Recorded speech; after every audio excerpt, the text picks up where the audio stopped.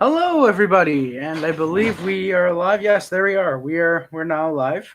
My apologies for the acne on my face. If the stream is even good quality enough to where you can see it. The Montreal Canadiens game finished a little bit ago, and not a good result. Not a good result at all. The Canadiens losing in a shutout for Tampa Bay against Tampa Bay Lightning. Sorry. They go into Sunrise and they lose again. This time to the Florida Panthers. It's a 4-1 victory. Or it's a 4-1 victory for the Panthers. So at least the Canadians get a goal out of it. Yep, Jake Evans did score. Get into that. But the hockey live stream, first one in. Congrats. Yeah. Anyone who's new here, I go over the stats on the board and then I talk about the actual game results. Or at least I'd be able to. There we go. Oh God, this thing is gonna break anytime soon. All right. So Tomas Tatar, actually, real quick, there's something. Oh, I didn't even write it. All right. It's my first time being first. Hell yeah, hockey. That's awesome. Tomas Tatar, who's currently injured still, sadly. 22 goals, 3 assists, 61 points. Tomas Tatar, who's injured, 22 goals, 39 assists, 61 points. Philippe Deneau, 13 goals, 34 assists, 47 points. Max Domi with 17 goals, 27 assists, 44 points. No worries if you gotta go hockey. Brendan Gallagher, 22 goals, 21 assists, 43 points. Nick Suzuki, who's been stuck on 13 goals, 27 assists, 40 points for a while. Jeff Petrie also with 40 goals, but 11 goals, 20 assists for him. Yeah, Habs will make the playoffs. They're done. It's over, Rich J. Sadly, it's over. If anything, this is good though because we could probably get Alexis Lafreniere. Hopefully, I can dream. Shea Weber, 15 goals, 21 assists, 36 points. Yoel Armia, 16 goals, 14 assists, 30 points. Sorry. Arturi Lehkonen, 12 goals, 14 assists, 26 points. He is a French player. He's a good French player. Canadians want their French superstar. Lafreniere is the perfect guy to go after. Ben Sherratt, 9 goals, 12 assists, 21 points.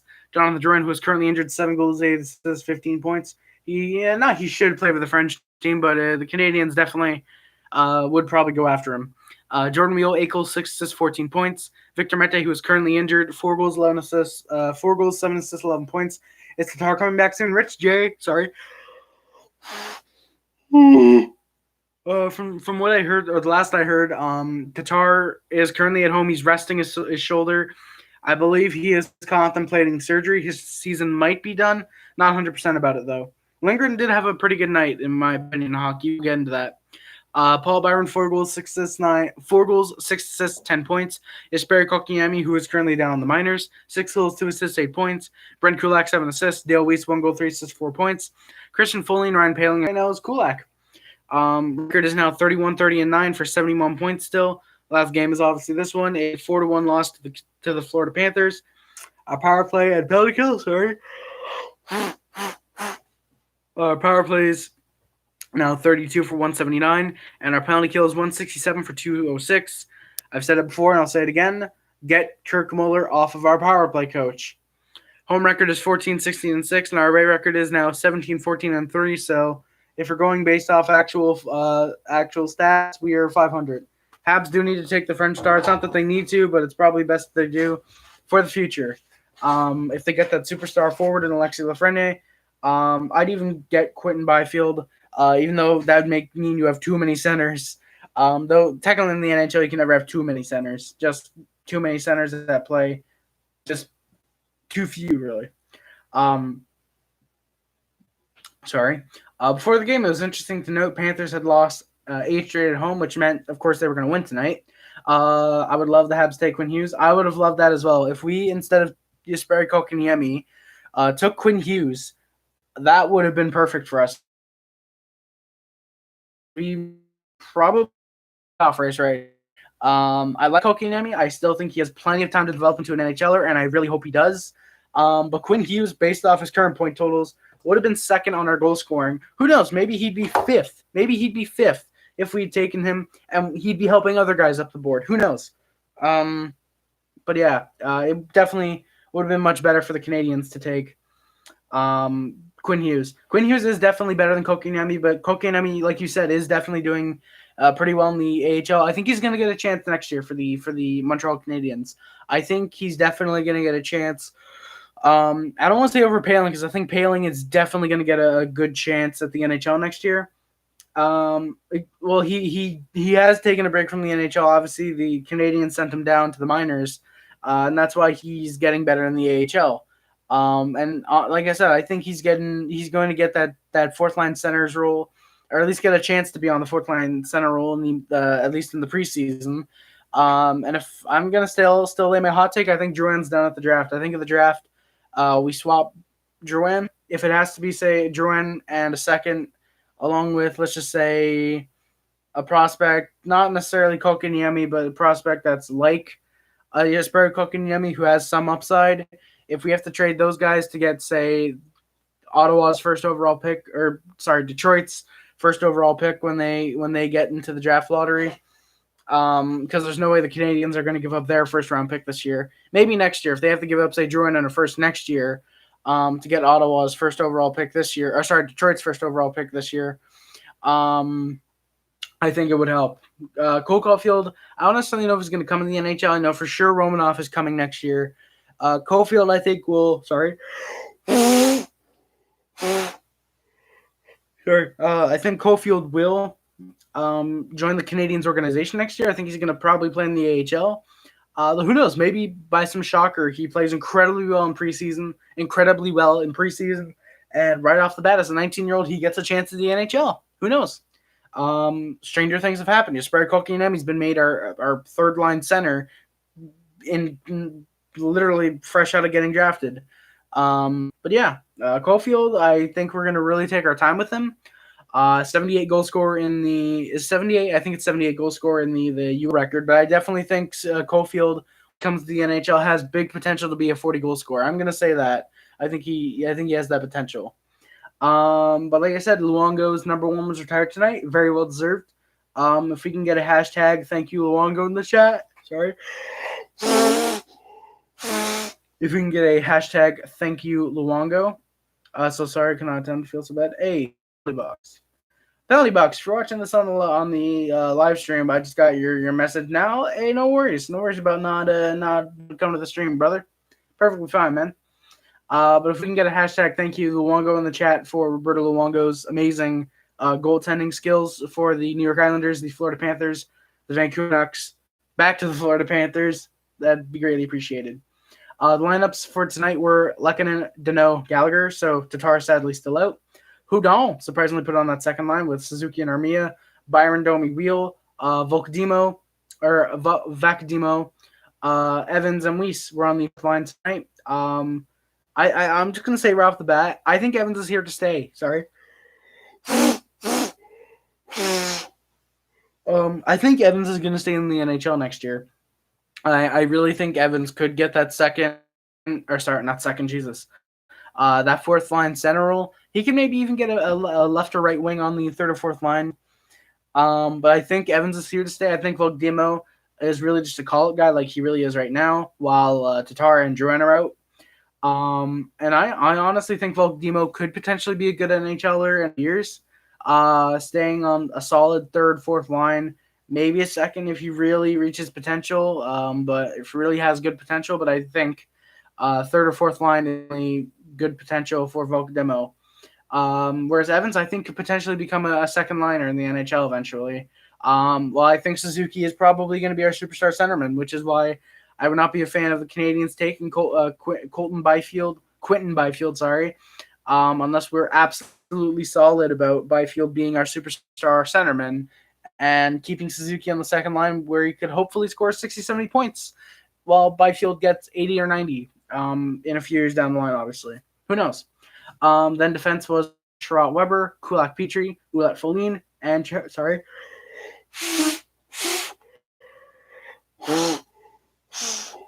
I don't know why I'm yawning so much. My great apologies, by the way, guys. Ouellet Folin and Charlie Lindgren was in net tonight. Early on, the Panthers were looking solid at home. They then went to the power play. Folin went to the box for tripping. Panthers didn't get anything done aside from a few pretty good chances. Canadiens were 1-4 on the paint tonight. And the Canadiens are starting to play better with some turnovers to Armia and Byron, but they weren't able to get them in the back of the net. They probably could have proved very, very vital for the Canadiens in this game.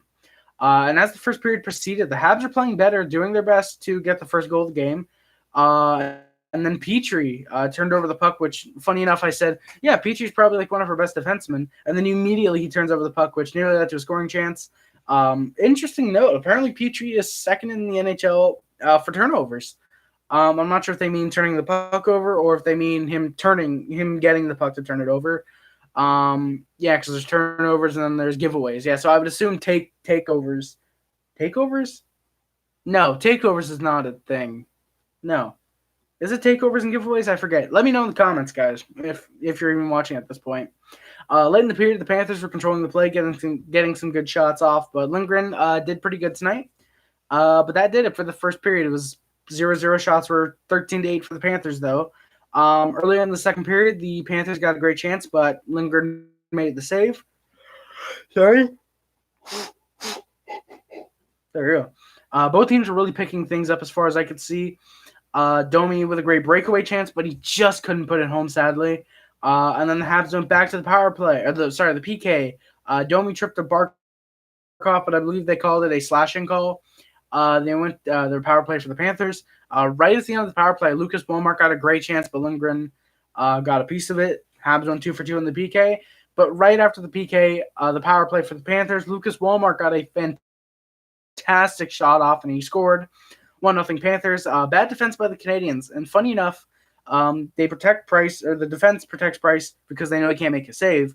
And they don't play defense in front of Lindgren. It was a double minor with a high sticking drawn by Armia as he went right to the back. I'm not sure if there's anything necessarily wrong with him, but just in case, I am going to put this there as I forgot to do so before the beginning of the stream.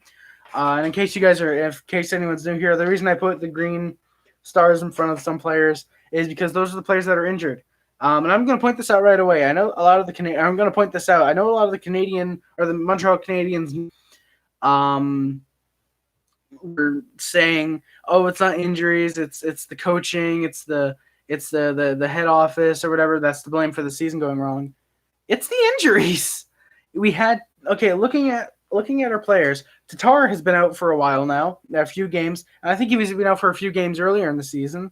Gallagher was out for a few games, which really hurt us at the beginning of this year, 2020, not beginning of the season. Weber was out for a few games, which hurt us a little bit. Armia's been out here and there. Lehkonen, I think, was out a few games. And missing a lot of time has definitely hurt us, considering I think in the first month until he got injured, he had those 15 points, which, looking at the statistics, he probably would have been right up here. If Drouin does not get injured, he's up here in the finish. I'm going to say that now. I don't think he falls off a cliff and hits the 36 points like I think I put on the Habs Reddit page. He would be up here in the 50-point range. But right now, crazily enough, he's going to underestimate. I overestimated Drouin. I thought he was going to get like 34 points. He might end the season with 15. I think Drouin is heavily injury prone. And I think if the Canadiens can somehow move on to him, I like Drouin. I think he could be a great player. But like I said earlier, if you have to move on from Drouin to get the first overall pick from Detroit, do it. Just do it. Drouin in the first next year or Drouin in 2 seconds. Just do it to get for all. Meta, he's been out here and there. Byron being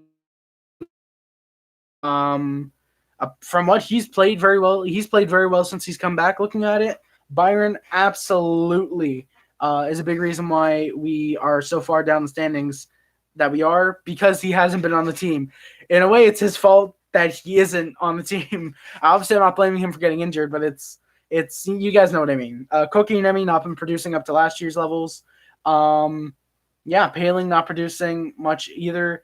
Evans, Fleury obviously produced much, but they've played, especially Fleury was the one guy I was like, really? Why are we sending him down? And I'm pretty sure it was because he wasn't producing much.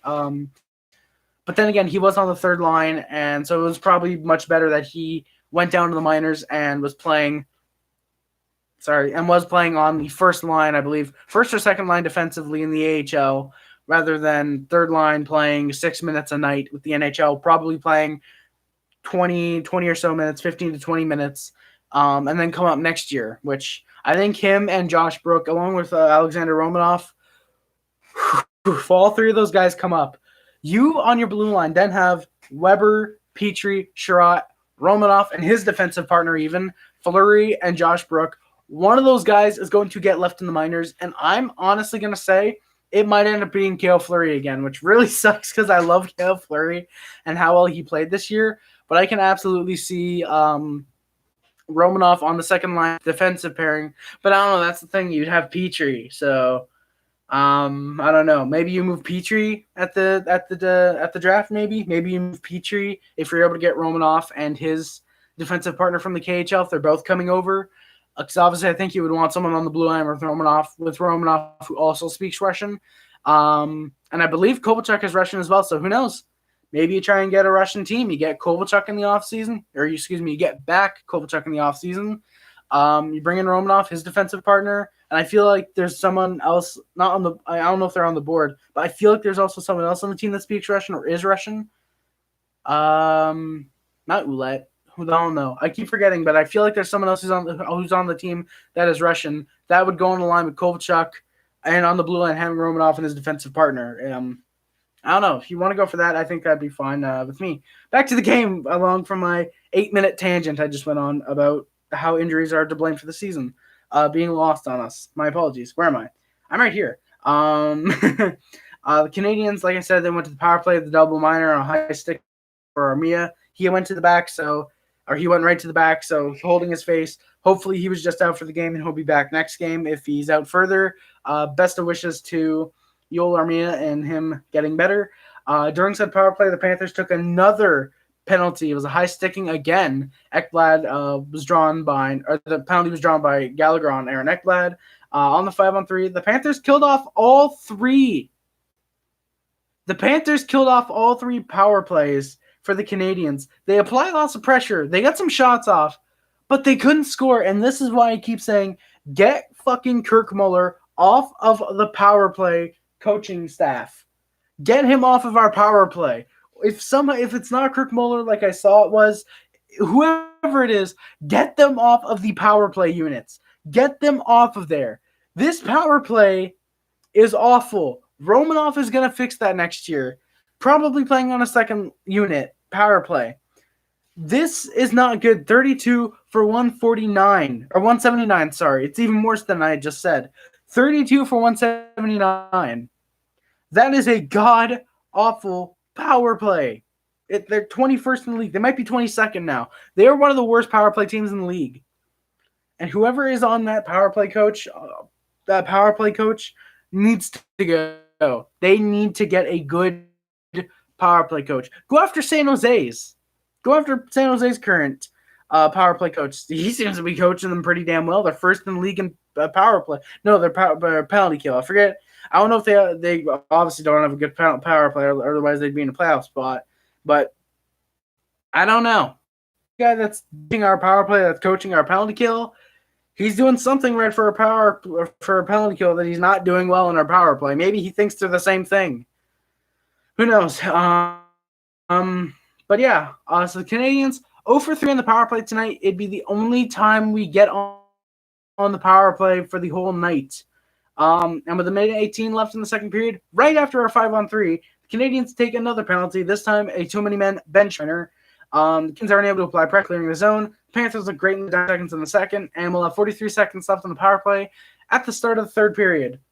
Sorry for the Habs loss. Hey, Mr. Jets dude, don't worry about it, brother. I'm heated now, but I'm glad we're losing because it gives us more of a chance at getting a higher draft selection, potentially getting Alexis Lafreniere,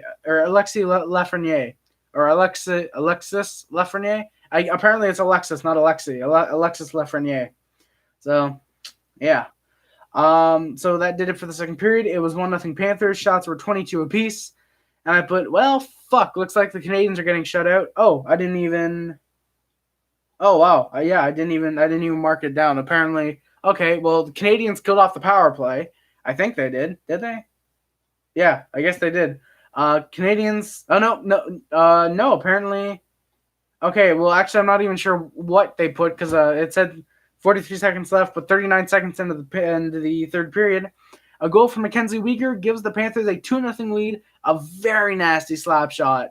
Yes, with the saves that Lindgren was making. Lindgren's the only reason this is a 4-1 game and not an 8-9-1 game. Not 89-1, but an 8 or 9-1 game. Price probably would have allowed 89 goals. Just don't put it past him. But it's a 2-0 Panthers lead. And just under Jonathan Huberdeau with the goal to make it a 3-0 lead for the Panthers now. I believe they said that's his 22nd of the year, I believe. We're getting embarrassed yet again. And we kind of were, but hey, look, a Canadian who's actually looking good tonight and actually trying to make us win. Jake Evans scores his second NHL goal. He probably did not get the memo that we are trying to tank this year. But hey, if it increases his stats, good for him. He makes it completely unassisted, a 3-1 game, and that breaks our shutout streak at 110 minutes. We had not scored a goal in almost 2 whole games. 3-1 Panthers. And the Canadiens were really starting to piss me off with about 5 minutes left. They were not able to get the puck out of their own zone for a good 2 minutes. Like I said, with about 5 minutes left actually it was probably about 7 minutes left in the third. Habs played like they knew they were out of the race, and they couldn't buy a game either. Pulled the goalie with 2:38 left. Hoffman put it away from his own zone. And that did it to close the game. 4-1 Panthers win. Final shots 34-32 Habs. And I'm probably going to get out of here in just a second. Unless you guys got any questions or comments, please let me know. Again, hashtag thank you Luongo in the chat or in the comments if you're watching.